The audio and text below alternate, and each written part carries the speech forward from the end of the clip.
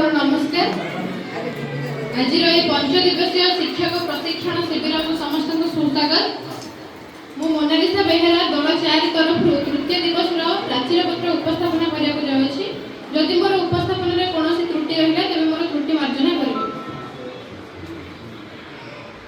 त्रिभाषी शिक्षण धारा जो प्रथम भाषा थिला मातृभाषा घर भाषा R1, द्वितीय भाषा संस्कृत हिंदी एवं इंग्रजी R2 एवं तृतीय भाषा प्रथम और द्वितीय भाषा व्यतीत जेकोसी भाषा R3।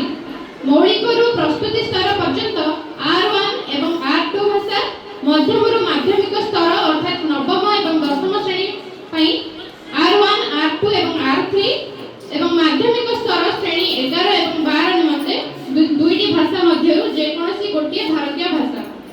पंचपदी शिक्षण पद्धति जो आमर 5टा पद्धति थिला। प्रथम अध्ययन, बोध, अभ्यास, प्रयोग एवं प्रसार। OCF 2025 को नहीं आमर इंग्लिश टेक्स्ट बुक किपरि हेबा उचित।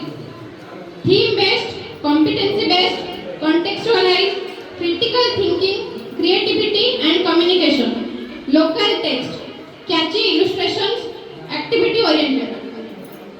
भाषा शिक्षण उद्देश्य थिला हमर मौखिक भाषा और साक्षरता, फलप्रद भाव विनिमय दक्षता, साहित्यिक एवं सृजनशील दक्षता, सांस्कृतिक भागीदारिता और तार प्रशंसा एवं बहुभाषी दक्षता। कला शिक्षा रे हमर कला दुई प्रकार, दृश्य कला एवं परिवेशन कला। दृश्य कला रे चित्रकला, शिल्पकला, स्थापत्य एवं भास्कर्य अंतर्भुक्त। नाटक, संगीत एवं नृत्य परिवेशन कलार अंतर्भुक्त।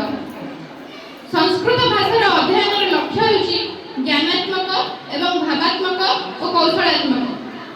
शेष में आमर पंचकोश, अन्नमय कोश, प्राणमय कोश, मनमय कोश, विज्ञानमय कोश एवं आनंदमय कोश। धन्यवाद।